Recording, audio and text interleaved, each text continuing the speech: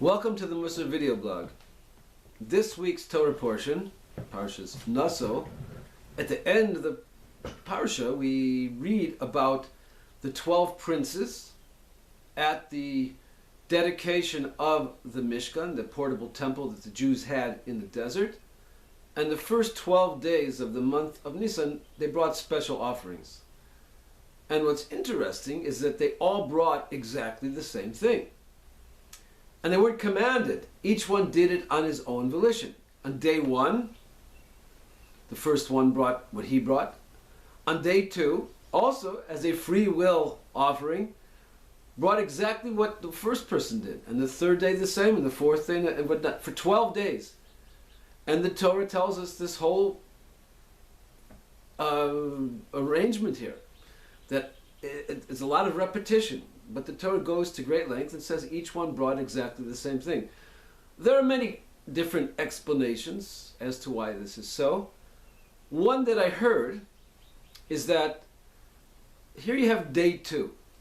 Okay, the one on day two, the prince on day two, takes a look at day one, and he could say to himself, I don't want to do the same as him. I'm going to do something different. Maybe I'll get the idea from him, but I want to add something to what he did.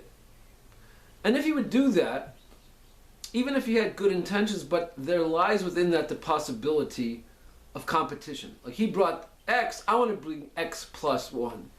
And then the next day, the third day, the prince on the third day would say, well, they brought, I'm going to try it even better. I'm going to do X plus 2 or X plus 3.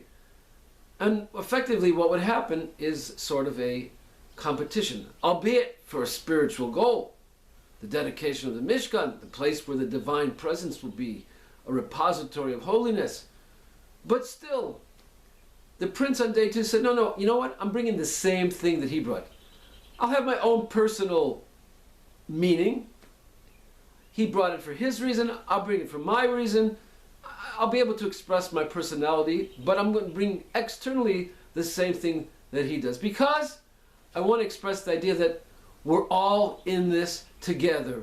No one is trying to outdo the other person. I want to help him, he wants to help me. Competition is out. This is a communal activity. Everyone is in this together. So I think that's a really important message for spirituality. Because sometimes it's very easy to fall prey to the idea of competition. I'm developing spiritually. I feel like I'm getting connected to God. I feel like in my personal involvement with people, I'm having more patience, more equanimity, more understanding, etc. But so-and-so is not. So I'm doing a better job. Now, maybe we won't articulate it in such open, blatant terms that, I'm better than... But even if we feel a little bit like that, and even if we have some misgivings, like I don't know if I want to really help. I wanted to do this myself. I wanted to make this an experience for myself. You have to realize that spirituality requires that I'm concerned about the other person's spirituality as well. And if I'm growing and he's not, then that's a problem for me as well. We're all in this together. We're all in this world, creations of God, and we're all striving for holiness to connect with our Creator as much as possible.